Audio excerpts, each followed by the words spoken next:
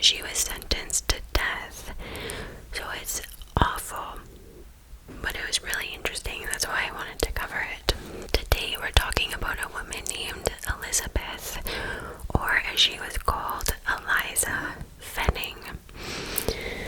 So let me get a little sip of tea before we get into it. It might be too hot.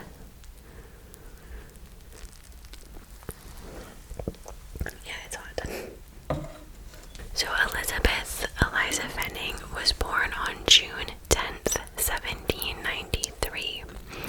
Her father, at 17 years old, became a soldier in England with what was called the 15th Regiment of Foot. He was stationed in Cork, Ireland, where he met a woman named Mary Swain, and they married. In 1790, they sailed from Cork to Barbados and then to the island of Dominica, where Elizabeth was born. 3 years later, the family went back to England. William served for about 20 years, and he was described as somebody who always conducted himself as a steady, honest, and, quote, sober, good man. In March of 1802, after being stationed back in the UK, he ended up applying to be discharged from the military, and this was granted to him. So him, his wife, and Elizabeth ended up settling in London. William began working for his brother, who owned a potato warehouse, and then after 3 years, the business was bought out by new owners, but William continued working there, and they described him as somebody who conducted himself honestly and diligently. Mary, Elizabeth's mother, she was working at the time as an upholsterer, just for an upholstery business.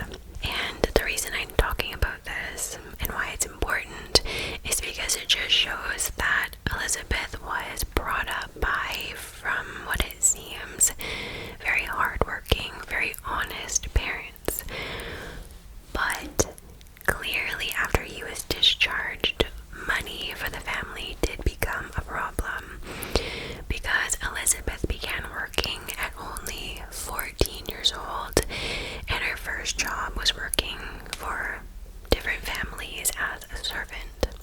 In January of 1815, when she was only 22, she was employed as a live-in cook and housekeeper for the Turner family at number 68 Chancery Lane in London. I believe it's Chancery. I'm sorry if I'm wrong.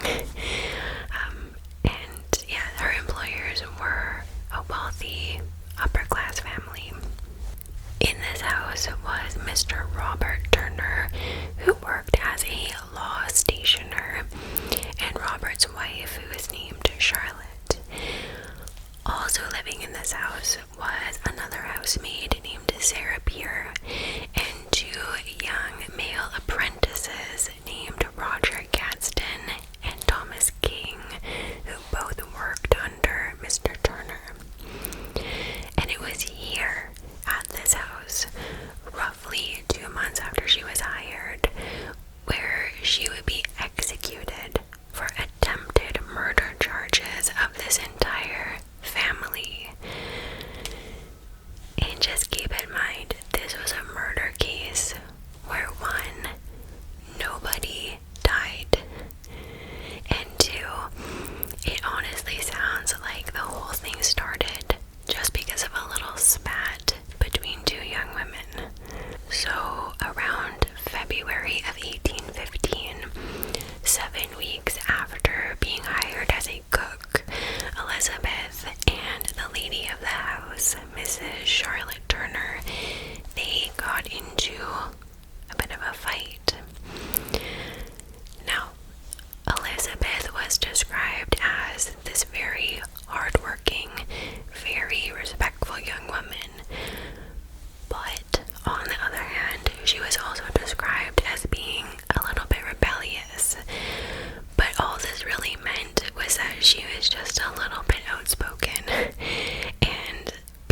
she was outspoken. I think that was what ended up starting this little tiff between her and the lady of the house.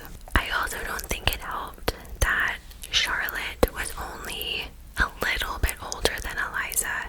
I think she was only a year or so older than her, and it was believed that there was definitely a little bit of tension and rivalry and resentment between these two women. And it isn't known for sure, but it is speculated that the age could have played a little part in this because Eliza was younger than Charlotte, and because Mr. Turner hired Charlotte. There's a possibility that maybe Charlotte believed that her husband just liked her a little too much. But anyway, as I mentioned, the Turners had two young men living with them who were apprentices working under Mr. Turner, and rang the alarm bells because the scandalous behavior here is off the charts. One night, Mrs. Charlotte observes her living cook, Elizabeth, leaving the bedroom of one of these young men. And oh my god, she's only half dressed. Whoa. But all that meant was that she was simply in her nightgown. Scandalous. Charlotte witnessed this encounter happening under her roof in the 1800s, and she is pissed. She is not happy with what she has just seen.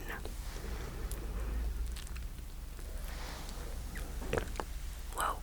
So Eliza tries to explain to her that she was only getting a candle from the young gentleman's room, and it was in the middle of the night, and that was why she was in her nightgown. And she said that one of these young men ended up acting inappropriately with her, and they had, quote, taken liberty with her. It's so sad because the whole thing was obviously just a misunderstanding. But Charlotte said, quote, I observed her one night go into the young men's room partly undressed. It was very indecent of her to go into the young men's room thus undressed. I reproved her severely the next morning for her conduct. The excuse was that she was going to fetch a candle. I threatened to discharge her and gave her warning to quit, but she showed contrition. I forgave her for it and retained her. Eliza was simply so thankful that she wasn't fired that she stopped trying to convince Charlotte that she was only looking for a candle. And I honestly 100% believe Elizabeth. Maybe she really was just looking for a candle.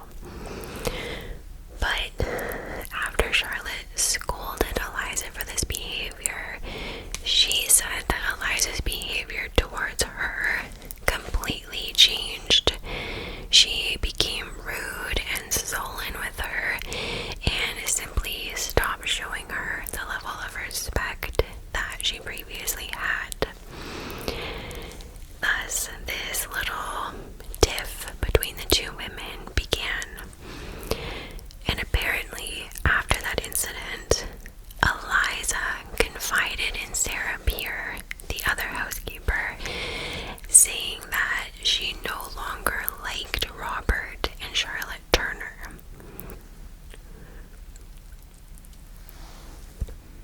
And it was this insignificant little confession that would come back to haunt Eliza and take her life. And it's so sad because how many of you have ever told a coworker or somebody at one point that you were really annoyed with your boss, or I don't know, you thought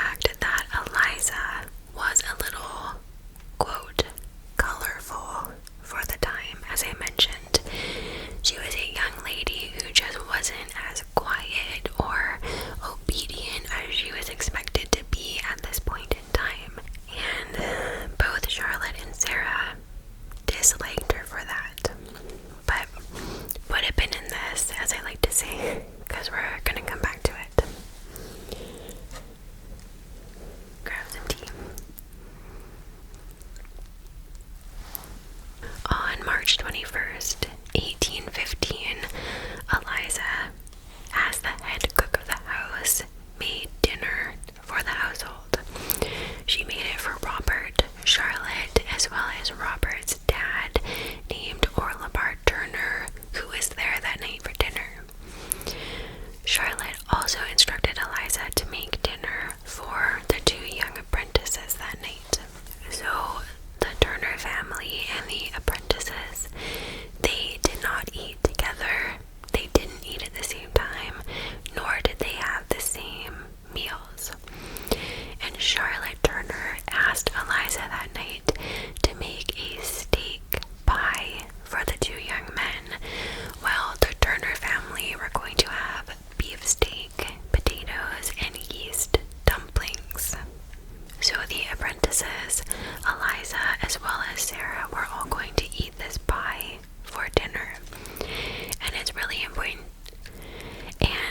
important to note here that the pie was made from the same ingredients as the dumplings. So the apprentices, Eliza and Sarah, they ate this pie at 2 o'clock p.m.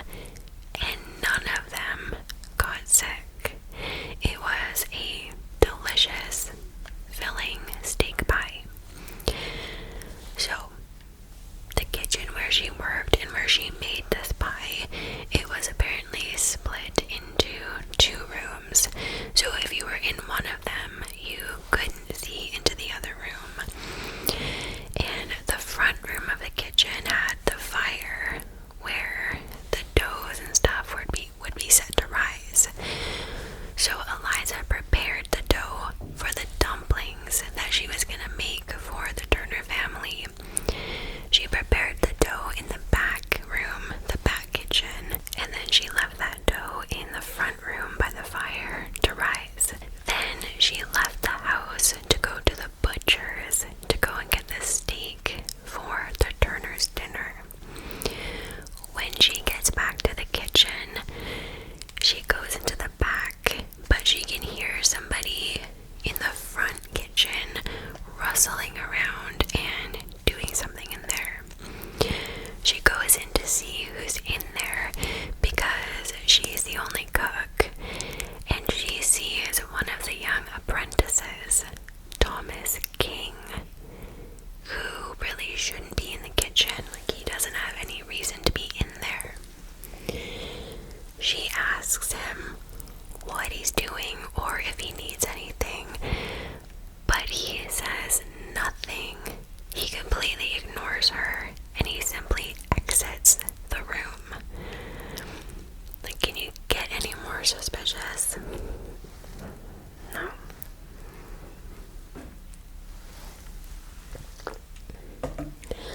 And the first thing that I thought was maybe Thomas King was given instructions by Charlotte not to interact with Eliza anymore. Like, after that scandalous night, right? Maybe she said, I don't want you guys talking anymore. Maybe that was why he completely ignored Eliza and just walked away. I don't know. But anyways, Eliza grabs the dumpling dough. That sounded weird. Eliza grabs the dumpling dough and she sees that it has failed to rise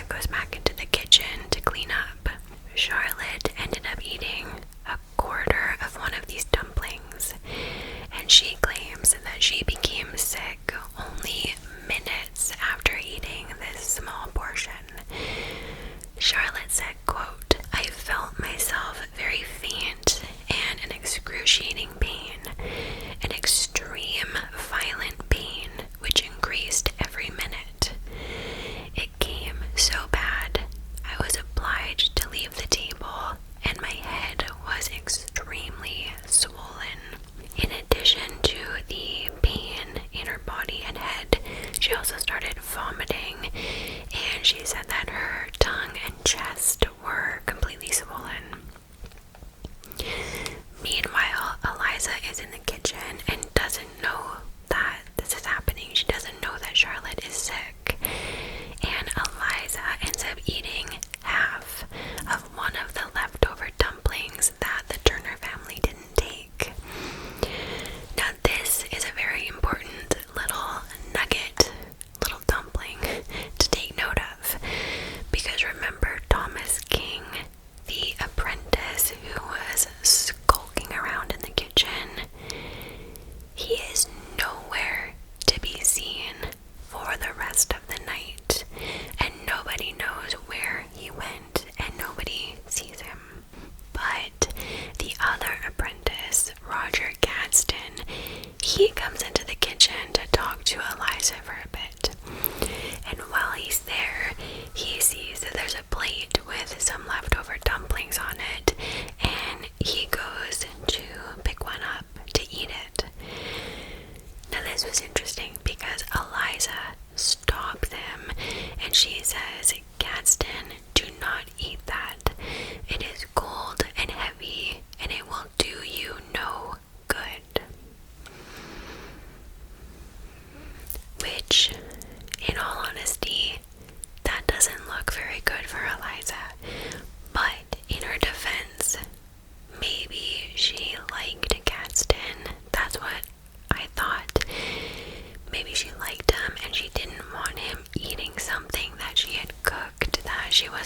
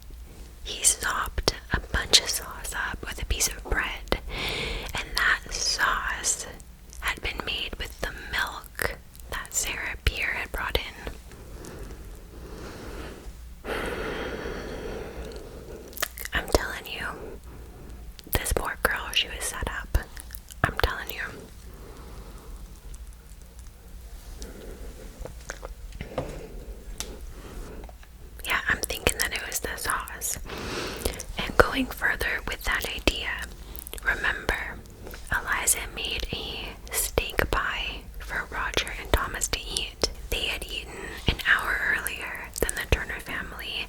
They had that pie at 2 p.m. And get this, that pie was made from the same dough that Eliza had used to make the dumplings with.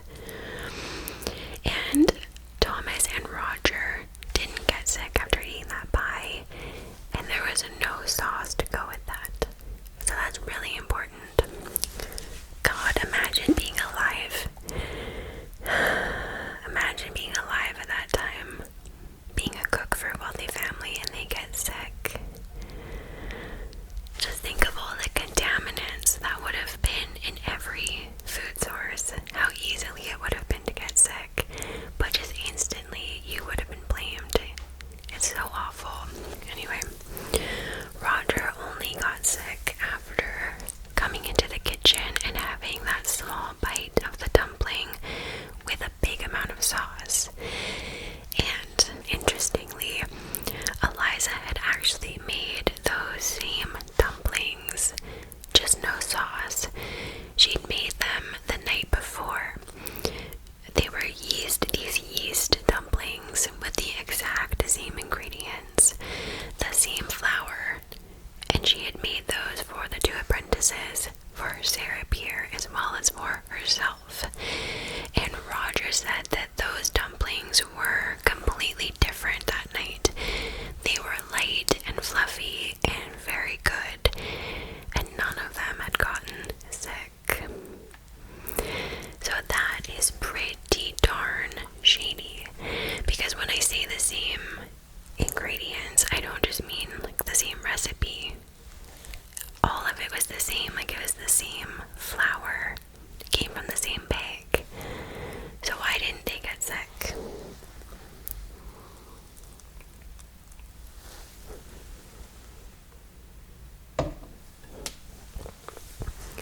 I'm telling you, this poor girl was set up.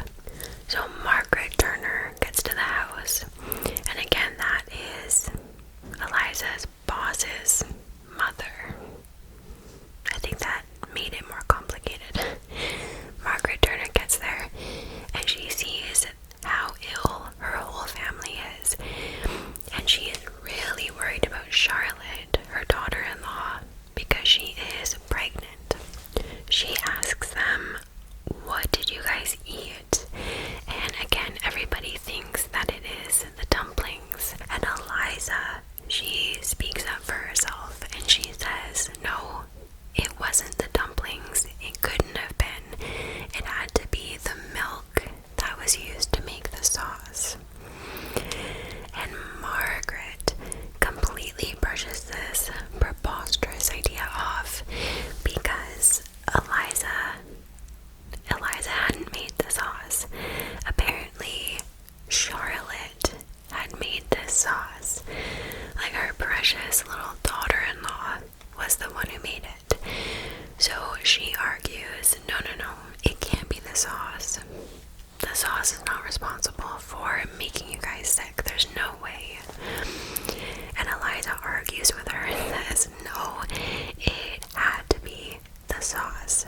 Because, quote, Gadsden ate a very little bit of dumpling, not bigger than a nut, but licked up 3 parts of a boat of the sauce with a bit of bread. Margaret immediately calls the family's doctor, Henry Ogilvy. He gets there, and because of how sick everybody is, he calls for another doctor,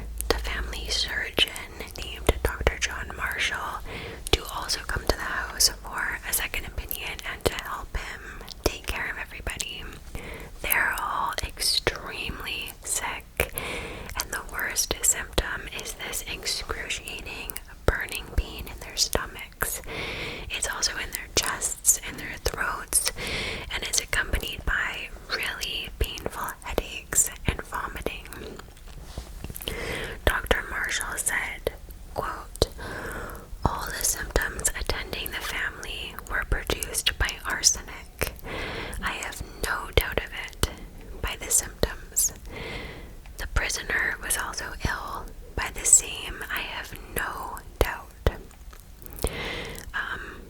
And I kind of jumped ahead there, but by the prisoner, he meant Eliza, because Eliza was arrested for this. But anyway, I mean, he had no doubt in his mind, right? Who needs legitimate, scientific, forensic evidence to call arsenic poisoning? You don't need evidence.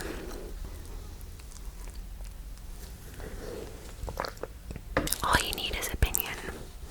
You're good. Dr. Ogilvy is so quick to point out poisoning. That is what all of the symptoms, especially the burning sensation that everyone is feeling, that's what it's pointing to. And when the doctors find out that they all ate the same thing, the dumplings, poisoning really starts to look like what happened here.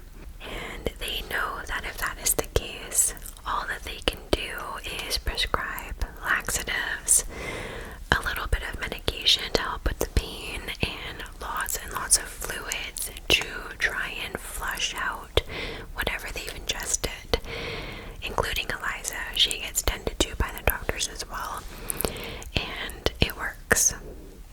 By the next day, thankfully, they're all improving, and whatever they'd ingested has been thrown up, and the rest of it has just been flushed out by their bodies. And nobody dies. Everyone is okay. But here is where things start to get really messy, because from the get-go, something really, really weird was going on here. It almost seemed like Elizabeth was set up from the very beginning to take this blame. Something really weird was going on here. Eliza knew, okay, I'm the cook. I made them this dinner that poisoned them, and I am going to be blamed for this. So poor Eliza, she is terrified of what this family is going to do to her. So on the night of the poisoning, she confides in Sarah Peer. While she is still violently sick, she asks Sarah, "Can you please go and get my dad? I need to speak with him right away. I need to speak with him tonight." So Sarah Peer leaves the house. She goes to the factory where Mr. Fenning works, and she tells him, "Eliza needs to talk to you." But she says it in the most casual way possible. Like, despite the fact that Eliza might die from this stomach illness, Sarah puts zero urgency in this request. She's just like, "Hey, Mr. Fenning, Eliza needs to talk to you." And then she leaves and doesn't tell him anything that happened. She doesn't tell him that his daughter is sick or anything. And he is busy at his factory job, so not knowing that it's an emergency, he doesn't rush over to Chancery Lane because he doesn't know that it's an emergency. But that evening, he goes over to the Turner house to see his daughter, and when Charlotte Turner sees him at the door, she instructs Sarah Peer to lie to his face. She tells Sarah to tell him Eliza isn't home. She says, "Tell him that Eliza went out, she's running errands, and she's not going to be back for a long time. And do not tell her father that she is sick." What? So Eliza's father leaves, having no clue that his daughter is so sick that she could die, and he has no idea of the events that transpired that night. Why would you do that?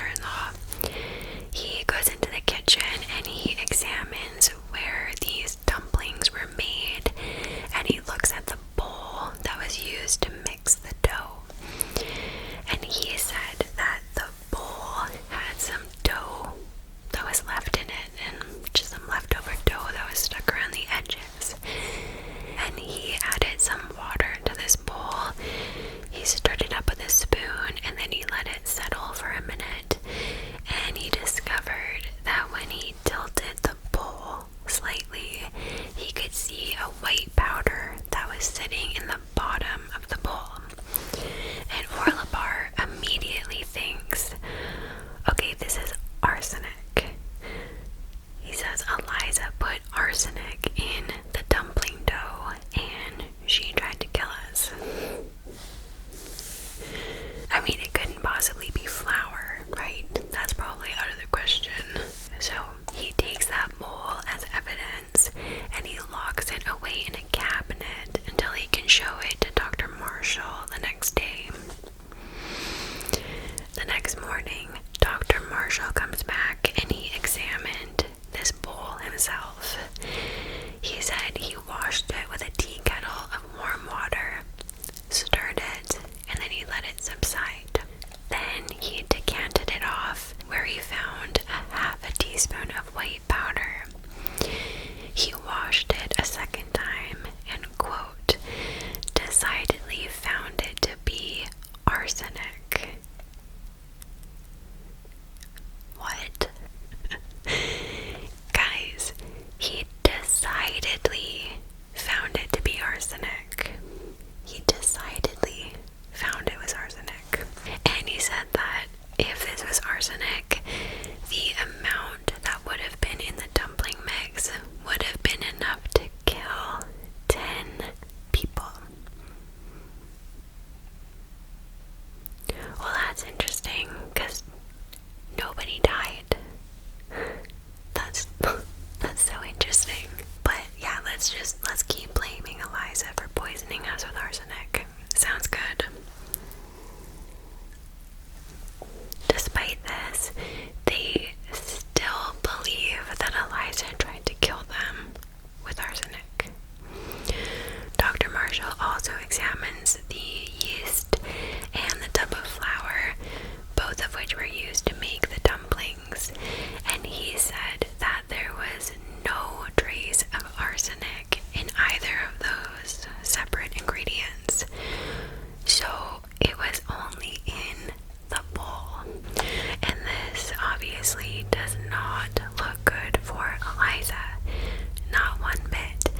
Because it turned out that the Turners, they did have arsenic in the house, and Eliza had access to it. So Robert Turner, he had a package of arsenic in the drawer of his office desk near the fire. The poison was kept wrapped in 2 packages, which were tied together very tightly with a rope, and it had the words arsenic, deadly poison, written very clearly across the front of this package. They kept this poison in the house, as so many people did back then, to kill rodents.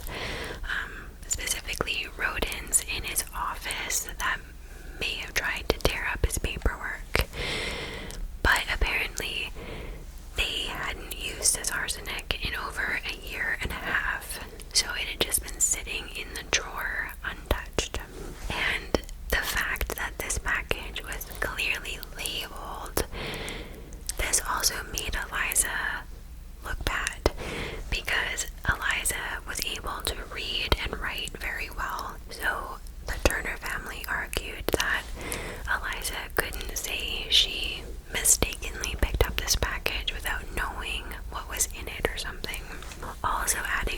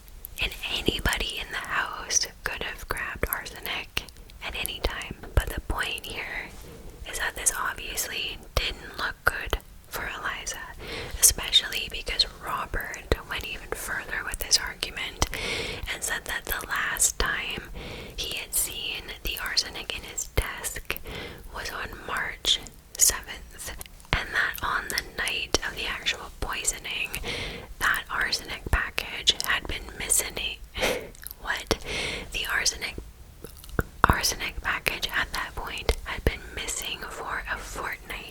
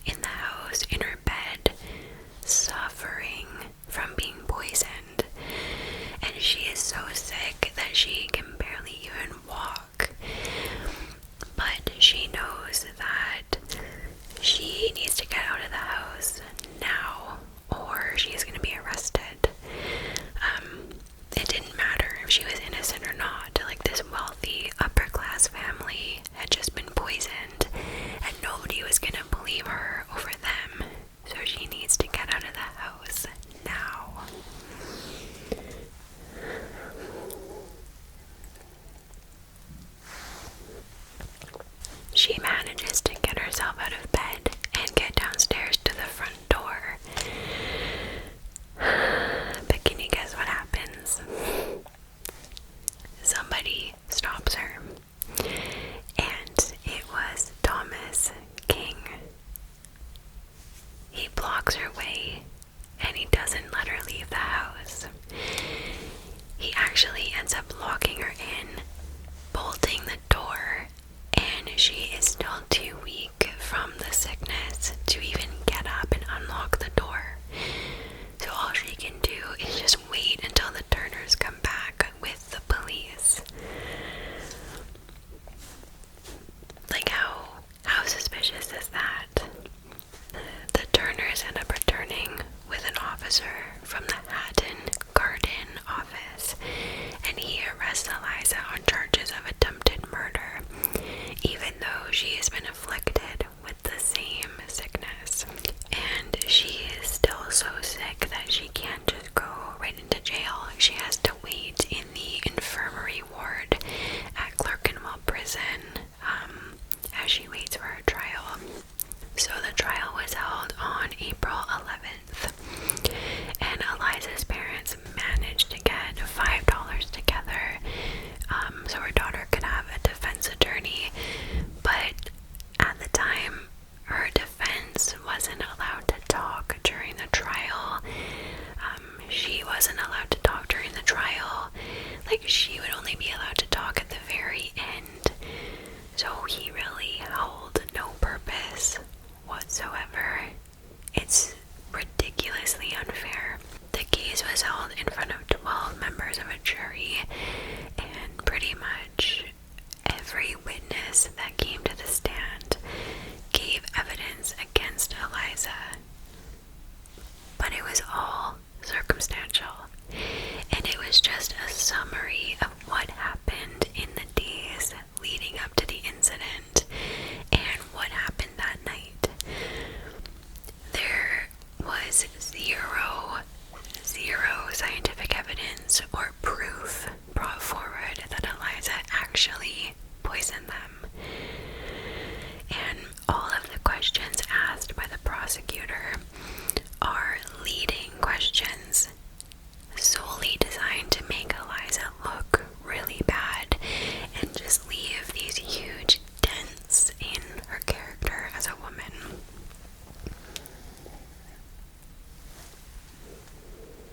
The first person to be interviewed was Charlotte, and the prosecutor made sure to let the jury know that Eliza had all the motivation in the world to kill this family. And he did this by bringing up the fight that the two women had about Eliza dressing inappropriately. So not only did Charlotte's scolding give Eliza motivation to want to poison her employers, but it also told the jury that Eliza was just this deviant, unmarried, bad girl who went around half-dressed in the night visiting young apprentices' rooms. I don't know. They made her look really bad, and it was very, very unfair. And even crazier is Charlotte goes on and on and on about how Eliza basically begged her to let her make dumplings.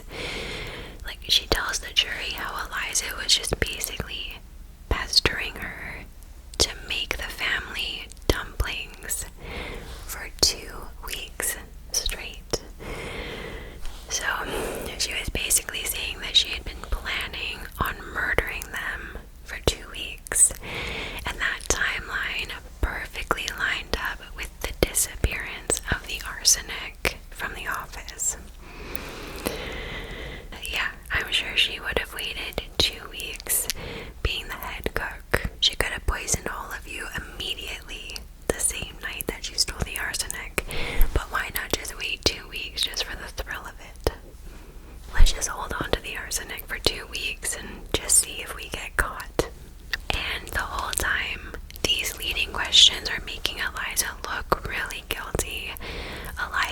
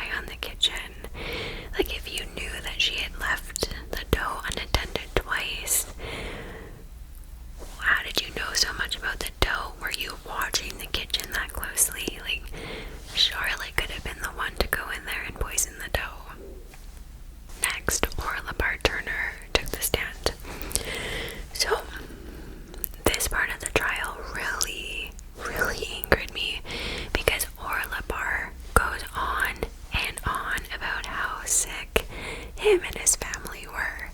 Like how they all thought they were gonna die that night. And his lawyer asks him, did the prisoner offer any assistance to you and your family at this time? Did she offer to help you when you got this sick? And this asshole says, no, she offered us no assistance whatsoever. Nothing. So he framed it in the sense that Eliza was almost happy that they were sick and she didn't care enough about them to try and help them. He said she refused to help us of her own free will. Orla Barr said, quote, it was discovered that she did not appear concerned at our situation, and he made a point to talk about how he never witnessed Eliza eating any of the dumplings. Of course you didn't see her eat any of the dumplings. She was eating them in the kitchen by herself because she was your employee. She didn't dine with you in the living room, you idiot. This is the part that really angered me because it wasn't mentioned to the jury. Not once, that Eliza was physically unable to help the family that night because she was suffering from the same symptoms. She couldn't get out of bed, and her symptoms were actually worse than the family's, and that was why she couldn't get up to help them. But this was never mentioned in the court, so the jury just thought that she purposely failed to help them. So the next person that took the stand was Gadsden, one of the apprentices. And when Gadsden gets up there, his testimony may have been actually one of the worst parts, because he tells the jury how when he went into the kitchen with her, Eliza told him, remember, not to eat any of the dumplings. She said, apparently, quote, Gadsden, do not eat that. It is cold and heavy, and it will do you no good. So that looked really bad. Gadsden also talked about how he had actually seen Eliza go into the drawer at one point where the arsenic was stored, and Eliza tried to tell them, no, you need to bring Thomas King up here because he will tell you that he always went into that drawer for me. I always asked him to get me the paper, and I never went into that drawer. But for some really bizarre reason, the court refused to bring Thomas King in for the trial, and the Turner family refused to call on him as a witness as well. Something really weird was going on with that. He was one of only a few people that night who didn't get sick, and he was nowhere to be found when the family needed him that night. That guy would have had very detailed testimony about what happened that night, about what he saw or what he heard. Eliza actually saw him rummaging around the kitchen that night. But interestingly, he's not in the courtroom at all. And even stranger, why on earth did the Turners send Gadsden to fetch Margaret Turner and bring her to the house that night, even though they knew that Gadsden was just as sick as the rest of them? I'm telling you, I'm gonna say it. Like, this might sound a little bit crazy, but I feel like Charlotte and Thomas King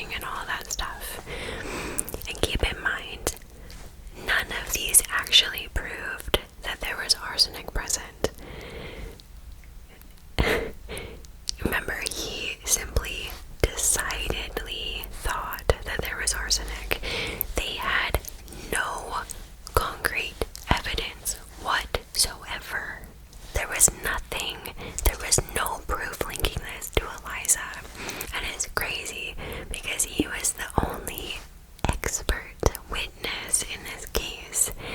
And he wasn't a chemist, he wasn't a scientist, he was just a family doctor. And he clearly didn't know all there was to know about arsenic. There's zero evidence that the dumplings were even poisoned, and nobody asks for evidence of the poisoning during the court case. Everybody in the courtroom just takes this dipshit's word for it, that he simply believed it was arsenic, therefore it was arsenic. The only actual evidence that was shown was the tarnished silverware. And apparently they did have this whole idea wrong. Arsenic wouldn't have actually tarnished it, but I guess that was what they believed at the time. And it was also kind of weird how the witnesses all seemed to agree that the last time anybody had seen this arsenic was on the 7th. Like, I just thought it was strange. It was almost like they had all come to this agreement somehow that it was that specific date when it went missing. Like, how did all of them know for sure it was that specific day? There was just something about that part that really rubbed me the wrong way. Eliza was allowed to have 5 character witnesses come forward to vouch for her and explain that she was not a murderer and she just wasn't capable of something like this. And because her lawyer was an idiot and he didn't defend her at all she could do was just swear to the jury that she was innocent. Before the ending statements of the trial, Eliza's defense lawyer left. He didn't even stay to hear the ending. Like, he just dipped because he knew that she was going to be seen as guilty. They really focused on only a few things that marked Eliza's fate. One was the fact that Eliza had refused to help the family when they got sick that night. 2, they also focused on how Eliza had confessed to Sarah that she no longer liked Mr. and Mrs. Turner. 3, they focused on Charlotte's testimony that Eliza had repeatedly begged her to make dumplings for them. 4, the fact that Eliza had told Gadsden not to eat the dumplings because they would do him no good. And 5, the fact that Eliza could read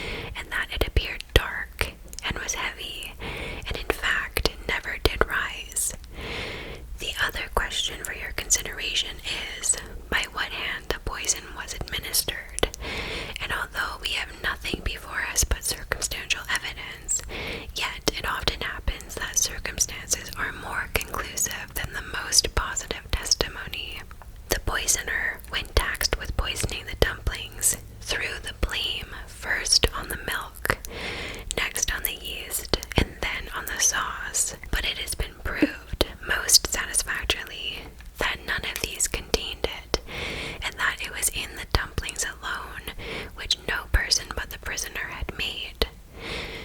Gentlemen, if poison had been given even to a dog, one would suppose that common humanity would have prompted us to assist it in its agonies. Here is the case of a master and a mistress being both poisoned, and no assistance was offered. Gentlemen, I have now stated all of the facts as they have arisen, and I leave the case in your hands, being fully persuaded that, whatever your verdict may be, you will conscientiously discharge your duty both to your God and to your country. After only a few minutes of deliberation, the jury returned a guilty verdict. The trial transcript simply recorded the verdict as guilty, death aged 20. Just imagine being Eliza for a second and listening to that statement at the end of the trial. Just try and imagine it, like the rage, the terror, the helplessness that you would be feeling in that moment, knowing that you could not persuade this group of men of your innocence. Eliza was allowed to make a statement, somewhat in her defense, but from what I understand, because she basically had no counsel, all she could do was tell the judge, quote, "My lord, I am truly innocent of all the charges, as God is my witness. I am innocent, indeed I am. I liked my place. I was very comfortable. As to my master saying I did not assist him, I was too ill. I had no concern with the drawer at all. When I wanted a piece of paper, I always asked for it." So Eliza did attempt to defend herself a little bit, but it did nothing to persuade the jury. It did nothing, and it only took a few minutes for them to find her guilty, and she was charged with the death sentence. She was gonna hang. And Eliza was so overcome with grief that she couldn't even walk out of the courtroom. She had to be physically carried. And the recorder in the courtroom that day wrote, quote, "She was carried from the dock, convulsing with agony and uttering frightful screams." I don't blame her. So she was taken back to prison where she awaited her sentence, and it was here where it's so sad, because she likely had kind of a false sense of hope that maybe she was gonna get out of this situation and people would realize that she was innocent. Because around this time, newspapers were starting to branch off from just reporting on facts. Writers were starting to actually share their own opinions. And when this case got out to the public, the media kind of split off into two groups. The more liberal newspapers were in support of Eliza and believed that she had been wrongly convicted and was the victim of simply being poor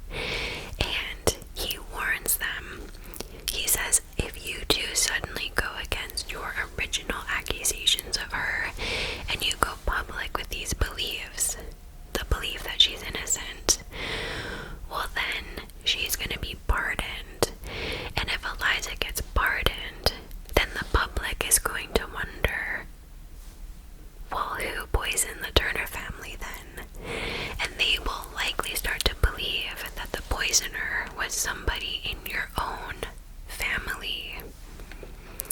And I mean, they couldn't have that, right? They couldn't, oh my god, the wealthy class, they couldn't have a poisoner amongst them. Can you believe that? Can you believe if that happened? So,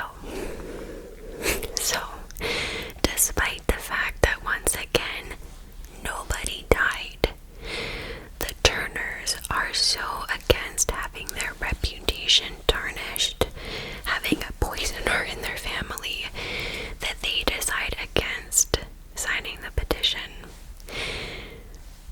Like, these men were the ones who likely would have saved Eliza from the death penalty, but they listened to the judge and they kept their mouth shut.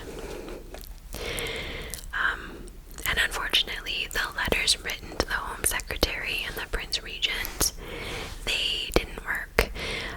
And it was decided by them as well that the original decision reached in court was the correct decision. And apparently the appeal had actually been discussed with the Home Secretary while he was in the same room as that judge.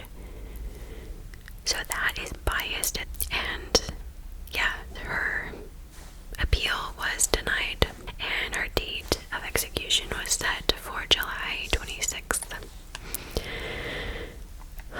One day before the sentence, something pretty crazy happens that definitely should have reopened the case and put a hold on her death.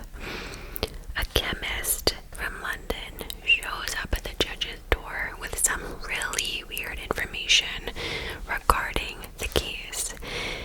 He says that Robert Turner came to him in October before Eliza was even hired, and the chemist described him as being completely unhinged. He said Robert was yelling at him for help, and he was telling him that, quote, unless somebody stops me, I am going to destroy myself and my wife. Hello?